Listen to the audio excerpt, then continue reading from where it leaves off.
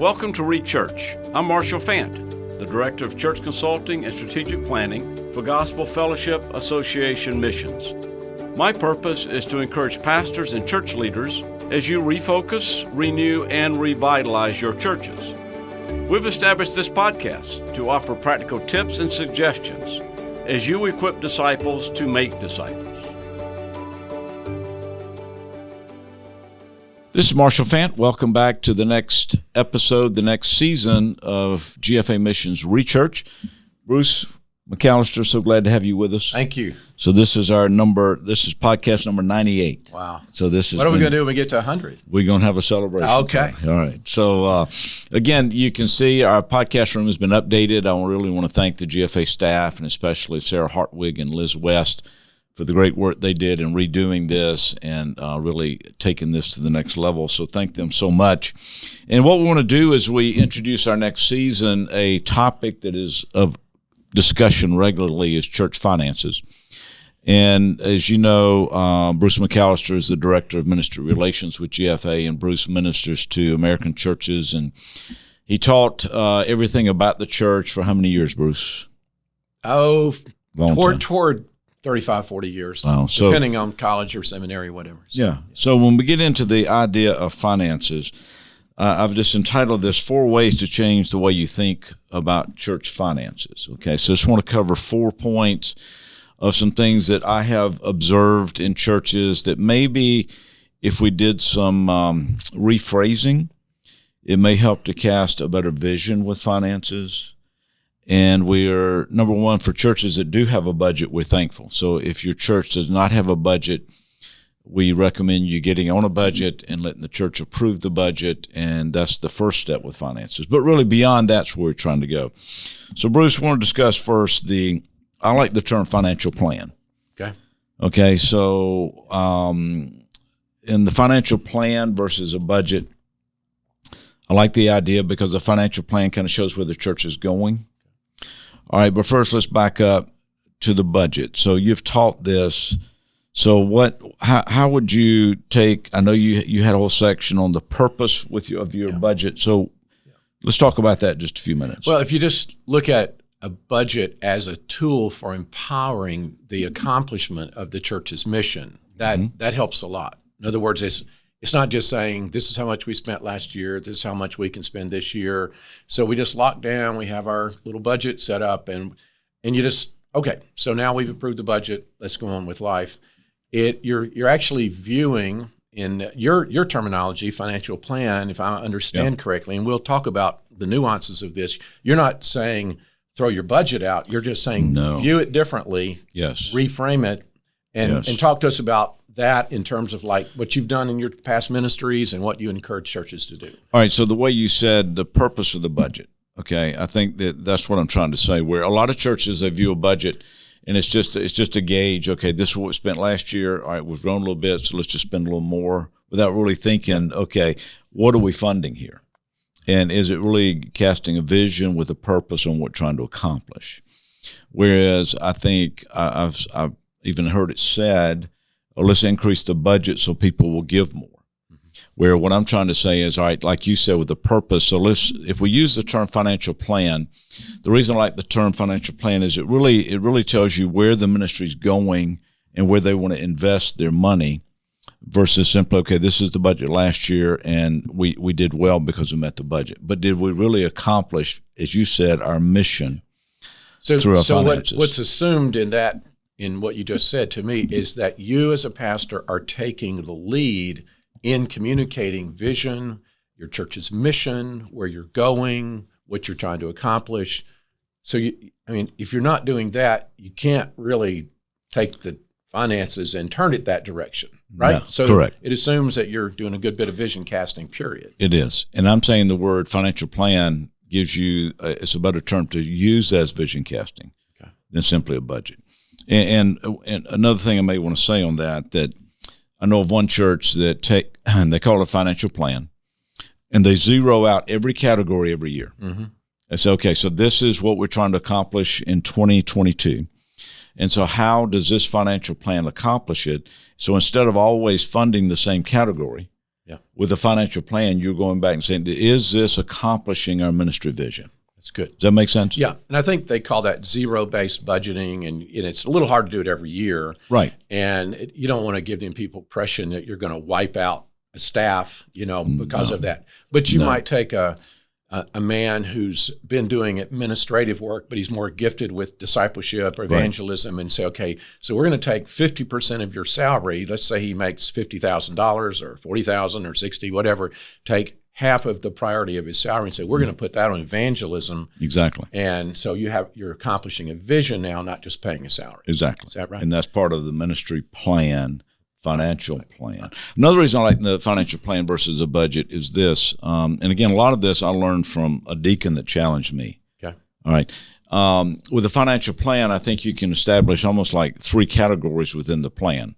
A sunny day plan, which is everything's going according to schedule, like we said. A cloudy day, okay, like when COVID hit. We really did not know, churches didn't know, okay, is our money going to increase? Is it going to decrease? Or even what some would call a blessings plan. So really, if you come to the table with a cloudy day, sunny day, and a blessings, or whatever you want to call it in a financial plan, you then can adjust your financial plan to the conditions of the church. And again, but it's already planned out. So just from an ethical standpoint, an annual church budget, it can be revised mid-year if need be, or sure. It's flexible in the sense you can call a special meeting and ask for an expenditure or something like that from the congregation.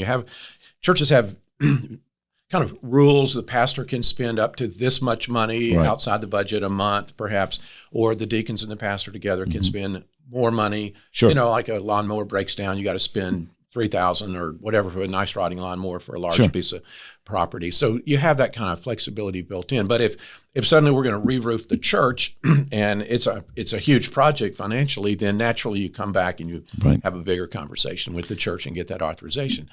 So you're not suggesting we move outside our normal ethics, just and call it a financial plan, meaning the pastor can do what he wants to do. You don't mean it that way at all. No, all this must carry congregational approval, at least in our world, where most of the churches that we minister to are congregational approval.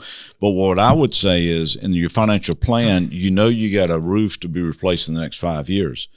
So let's put that as far as the plan.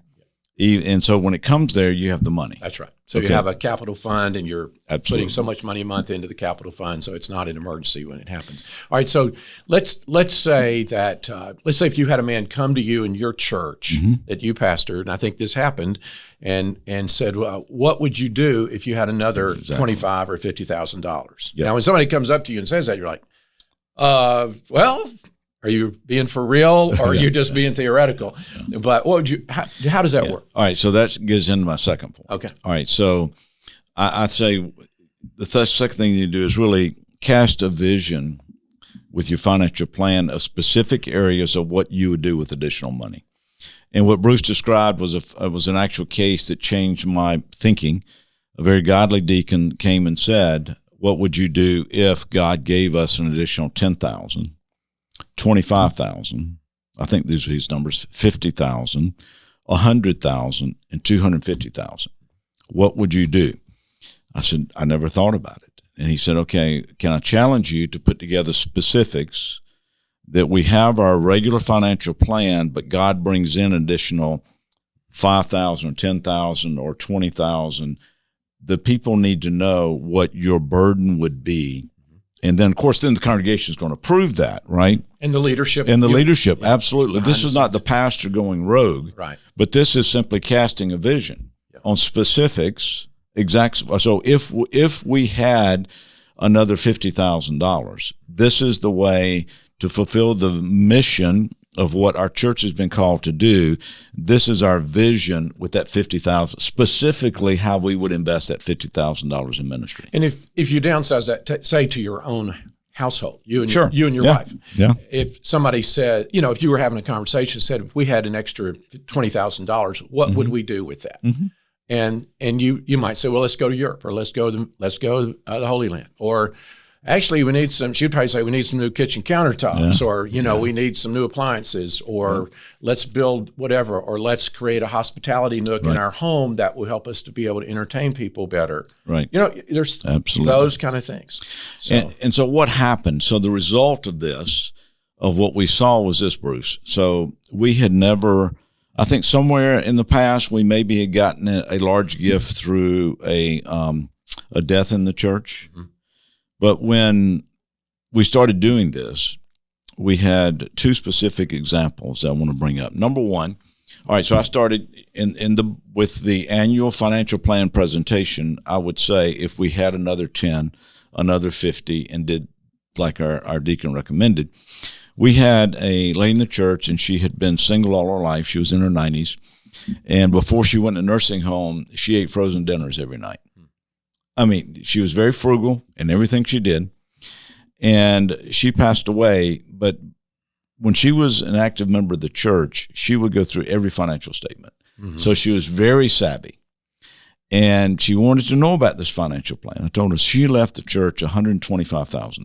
Wow. And I think a lot of that was, as you look back, I'm convinced a lot of that was she knew we had a plan for the money. A short time later, a couple in the church died, and they left the church $250,000. And Bruce, what I'm saying is, people, as they think about end-of-life giving, and they know that your church has a vision, specifically that money's just not going to go and sit idle, but they're going to invest that money in ministry. I think it makes people think on the eternal side of end-of-life giving.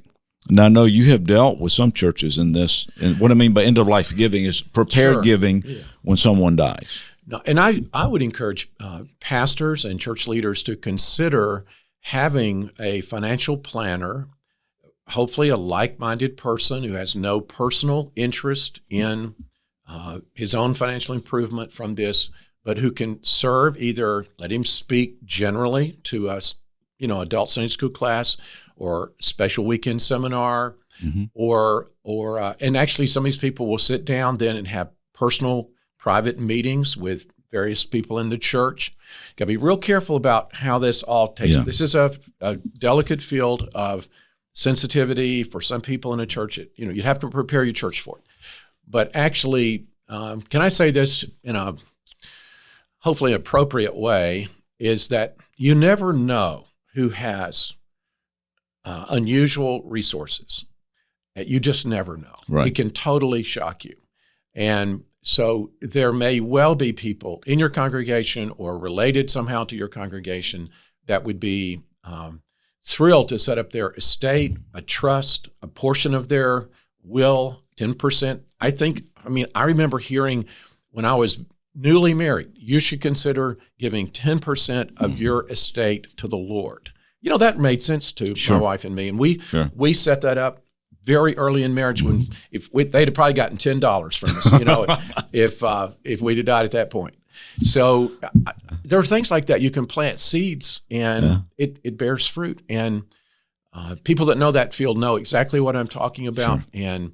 And I would, this is a little different angle, but I would encourage business people, particularly who have done well, or maybe somebody who's done well in business, to consider setting up a foundation to fund the work of God. Exactly. There was a foundation set up years ago by a sheet metal operator. I think he lived modestly.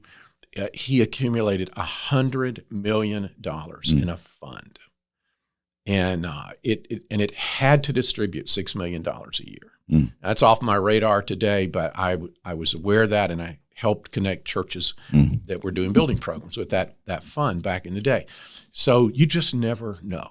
But the point is, the pastor is the under shepherd. He's got to cast a spiritual vision with other leadership in the church. So so to circle back to that, you've got to use your financial plan to cast this kind of vision. So those who are looking to invest their money for the Lord, I think it was John Wesley who said, cash runs the kingdom of God.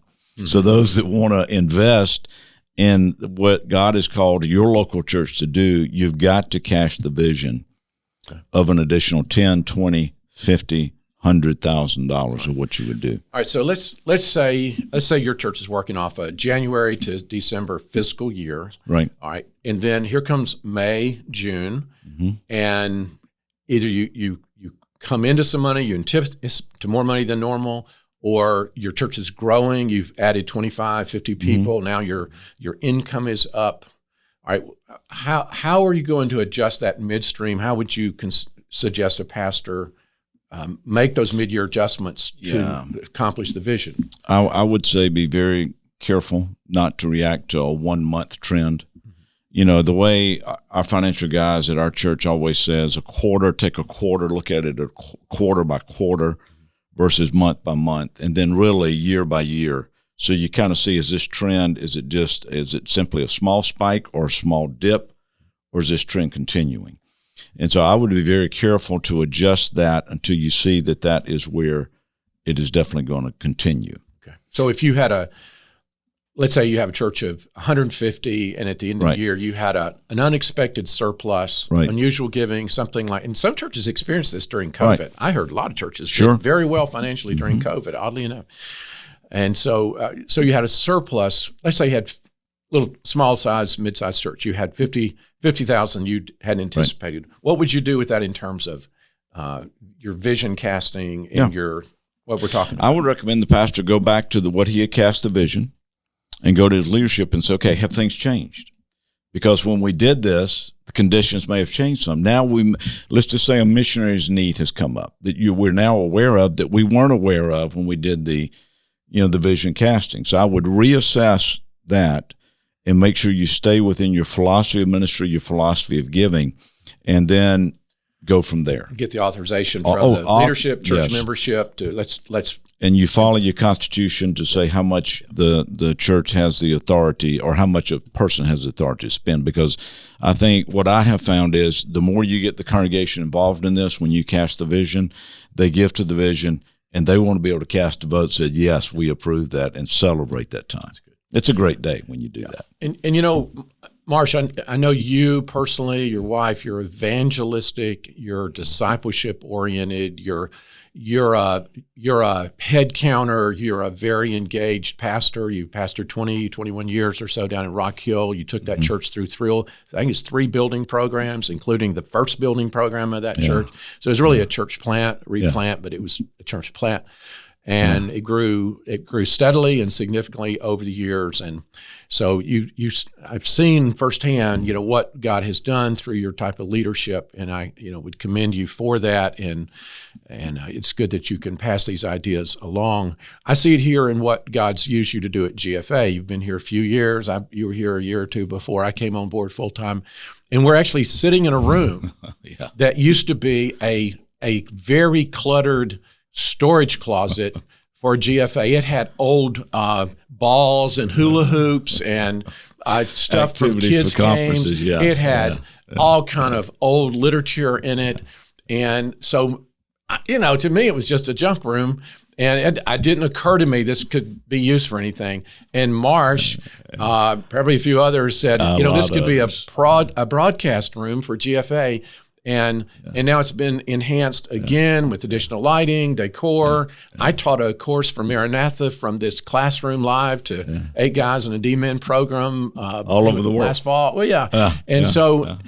you just never know what can be done. But this thing, I don't know if this costs $25,000 to do, or I don't know what it costs. But somebody knows.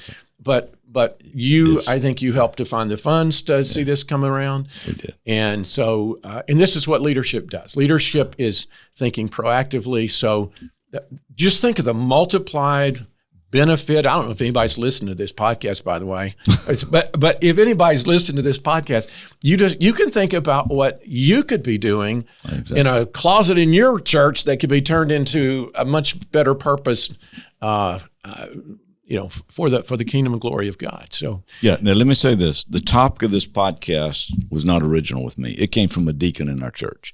So I want to challenge pastors: when you see giftedness in your church of men that God has truly wired and gifted, let them exercise those gifts, because everything we're talking about this morning did not come from me. It did not come from seminary. It came from a deacon in our church. Amen. All right, so number 3, let's move on quickly. We got 2 more. Bruce, I think, you must, again, 4 ways to think about how you must think about your church finances. Number 3 would be you've got to provide regular, detailed financial reports, not maybe penny by penny, but $100 by $100, okay, or whatever. You want to comment on that building integrity in the church? Yeah, I mean, trust is actually the basis of human relationships. Yeah. You can make yourself love someone, but you can't actually, I think I'm right about this, you can't make yourself trust someone. If trust is not there, it's going to mess up the relationship. So in the area of money, there must be integrity, there must be accountability, there must be, somebody's got to do a detailed report, and that should be available to the membership of the church, normally, at least to the leadership of the church. In our church, we do a quarterly business meeting, and it's so detailed, it's just like over the top detailed. And I don't think you have to do it at that level, but it still builds trust. Yeah, so I think really there could be 2 levels. It could be the over-the-top detail, because every church you got the accountants and you got the people that want to know. But also I know many times in a business meeting, people sit there with a deer in the headlight look, because they can't understand what you're saying, but yet it was their tithes and offerings that allowed that ministry to be accomplished. So my challenge is do the detail work, but also present it in a way the average, non-accountant can understand how their tithes and offerings are being used. Does that make sense? That makes a lot of sense. You got other comments on that? Well, I just think I think you've talked about this before, that actually evangelism itself, local evangelism, is oftentimes the greatest area of neglect in a church budget. We say we're trying to reach people for Christ, but we're not really thinking in terms of local missions or local evangelism and discipleship, and the literature and the time and the secretarial focus or pastoral staff focus that takes money to do all that, plus getting all the people in the church that will get involved. And it's so. And if you just look at that through, I hate to do it this way, actually. This sounds mercenary, but if you'll just look at it through the lens of fruitfulness and productivity, if you win and disciple a couple to the Lord, if you do that a second time, you've probably paid, once they are in the habit of giving regularly, you have paid for any investment that you've made in that effort for a year. Does that make sense? It makes a lot of sense. And so, we don't do it to do that. We do it out of obedience. But but what I do, and pastors and deacons and church leaders and treasurers, I'll challenge this. What Bruce was saying was, if you take your missions budget, your annual budget, and you say, okay, we spend, I'll just say $50,000. Okay, of the 50, how much is going to your Jerusalem? Okay, because they think they mark it off. We're supporting making disciples. But your missions, I challenge, try to keep 10% at home. I don't mean to support a church in another state. I mean to where your church is evangelistic outreach to reach your community for Christ. Okay, and some of that's a time budget for the sure. It's okay, Pastor. We appreciate you preaching 2 or 3 times a week, but if you're spending 30 hours of your work week doing that to the neglect of evangelism, discipleship, serious counseling, and the people side of the ministry, I'll tell guys, I told them for years, I said, okay, study well, expound the scripture carefully. I'm all for that. Study 20 hours a week, and then get out of your office and get with people. However you're going to do it, get out of there. So it's not just money, it's time, but it takes both. It does. So.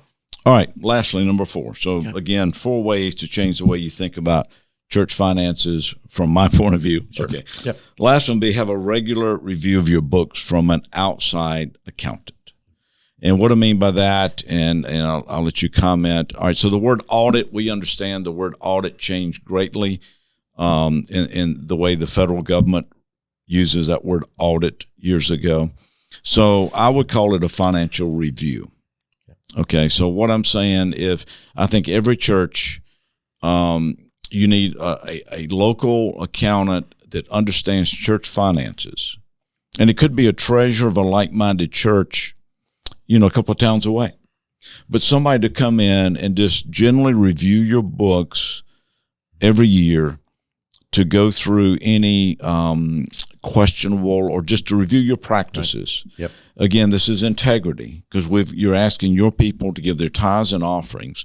So I think this is that level that every pastor needs, every deacon needs, every treasurer needs, an outside set of eyes to give credibility to those giving their tithes and offerings. I totally agree. And the world of accounting is not a world that most pastors are that understanding of and know about, but they're the generally accepted accounting principles and systems, and accountants, to them, this is just like you reading your Bible. They just do it every day. They don't think it's, but they are good at it and they understand. So an audit is more formal, it's more expensive. It probably would not be a bad idea to have an actual audit, say every 5 years or how often the accounting firm would recommend. A review is less technical, but it is still a valid thing. To do an audit, I think you have to actually have all of your receipting and your business procedures in great shape, or they're not going to give you the write-off on an audit. But if you have not had a good financial system, a review would help you get started, and then they can tell you what you need to do, that down the road you could actually be fully audited. And this is a great safeguard for yourself as pastor, for your leadership, for your financial people. You need checks and balances. You need internal controls. Right. There's a book on internal controls that I used to recommend to our students by Richard Vargo. He also had a book on church budgeting. I think those books are getting a little old now, but Vargo. If you go to the Church Law Today website, Christian Ministries Resources, it's housed now by Christianity Today. This will be in the show notes, but there are voluminous resources available. It's the best I know of on all different aspects of finances. So I would really recommend that you get knowledgeable about that. I had the privilege for maybe 10 years to teach that little mini course to our junior ministerial students about personal and church finance. It's not everybody's thing, but it needs to be in place. And you're probably not going to ever go anywhere as a church until you get that right, because I mean, yes and no, but I think you'll make much more forward progress if people trust you and understand Absolutely. You're being very careful. Yeah, and I think, again, the way I view it, people are committing to your church and giving their tithes and offerings, and I want them to have I want to have integrity, but at the same time, I want them to have the confidence that the money is being carefully taken care of by common sense practice in the accounting world. So again, an audit is pretty expensive, but I think the average church of 100 can definitely afford a financial review. And even if you can't, you find a way to get it done. So would a review, can we ballpark it? I mean, would you pay somebody $1,000 to do that? Yeah, I think between $1,000 and $2,000. Okay. And they would provide a written summary and recommendations for better accounting practices, whether it be with credit cards or counting or disbursements, those two areas, receipts and disbursements, and how to handle that in a good way. Our church, and I don't pastor this church, but our church has had some good people internally to do this, but we've actually farmed it out to an accounting firm. Yes. And I think they're actually paying the bills. They're just, you pay them whatever the fee is, and they just take care of it. And it saves a part of a staff person, perhaps. And that's salary. Another podcast, but you bring up a very good point. Payroll, paying the bills, all that can be farmed out. So your office itself is not having to devote the manpower. And then there is automatically, somebody's got to approve it, but there is automatically. Yeah, in other words, it's almost like the review is built into the part of it is the accounting. Yep. They're going to actually do it so well that is your accountability. Absolutely. More than likely on the outgo. Yeah, you still got to have the income squared away. Yeah. No, I think this is all right. So very practical. So what we're going to do, we're going to take the books you recommended. They'll be in the show notes. Okay, as well as again, just think through 4 ways to change the way you think about church finances. And the key would be if you just could think financial plan instead of budget, and then cast a vision. And I've seen it. I was told people will give to a vision. They may give to meet a budget, but they really will give to meet a vision. And this is not about browbeating anybody. This is allowing people to be good stewards of the money God has given them. And as pastors, treasurers, deacons, we want to make sure we set that table so our church is doing all we can to make disciples. And that takes money, but at the same time, to give a good account for that. So there's not a question later. Anything else you want to add, Bruce, in closing? No, but if you'll just let me get a little commercial in here. We've got 53 churches that are looking for pastors. We're changing gears, totally. We are, but I'm going to bootleg this in here, brother, because we need like-minded, good, conservative, godly pastoral candidates, not just people that are floating around aimlessly, of course, but like-minded with GFA and like-minded with the churches that we're serving. We got a lot of churches. I've got 83 churches total looking for pastors or pastoral staff. 53 are looking for a give pastor. That website. GFAmissionsjobs.org. Please Okay. forgive the URL. The ministry is not a mere job, but that's somebody chose that. And so GFAmissionsjobs.org, or you can actually go to the general GFA missions website, GFAmissions.org. Look for church staffing. That'll explain everything. Or you can Google GFA Missions Church Staffing, right? You can do that. It'll get to you. Probably so. Yep, And anyway, you can find it. And Marsh, of course, is working hard on the interim pastor side. We love working together. We're having a great time, and we want to serve the churches. And so we're here to serve you. There's no charge for our church staffing service and or interim pastor service. As far All right, as so goes. so let's just park right there a minute so everybody understands. So if a church uses it, there's not a monthly subscription fee. No. And if a pastoral candidate uses it, Bruce has set it up in a way, of course, in GFA too, that there's not a monthly fee that they get billed. So this is a ministry that Bruce heads up, and I think anyone in our circles knows. No one knows the American church and pastors, kind of like Bruce McAllister. So it's a great privilege to have him leading that ministry. So again, if you're GFAmissionsjobs.org, is that right, Bruce? Yep. Or just Google GFA Church Staffing. And of course, it's got Bruce's contact information there. It's got my contact information. And again, I want to thank GFA for all they do. I mean, we're sitting here this morning in a podcast room due to GFA's desire to support the local church. So again, thank you for watching. Thank you for listening. And tune in to future Rechurch podcasts. Bruce, any closing words? No, thank you. All right, Good to be great. here. Thanks.